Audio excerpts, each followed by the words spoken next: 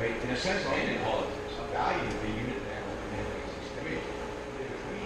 like moral claims that you hold something to read to express that people can get tends to.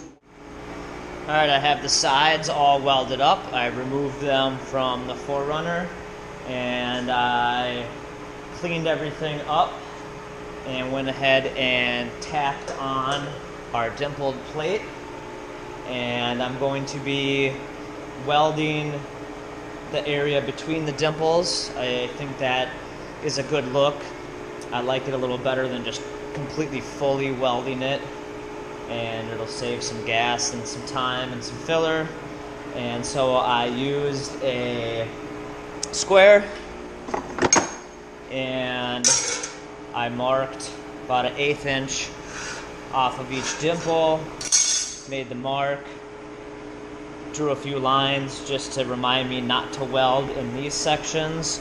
So I'll weld here, skip this, weld, skip it, weld, continue the whole way down.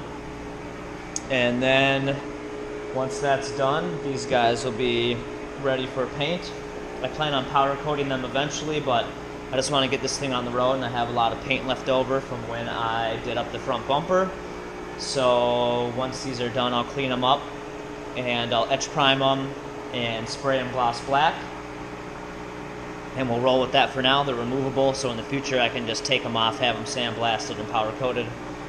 So they'll be a lot more durable, but that's the plan for now. So I am going to get started doing some welding.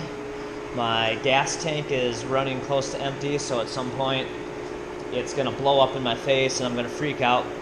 I have another gas tank that I can switch to, but figure I might as well use as much of this gas as I can. Gas ain't cheap, so let's start doing some welding. Alright, that should do it. Some tunes rolling.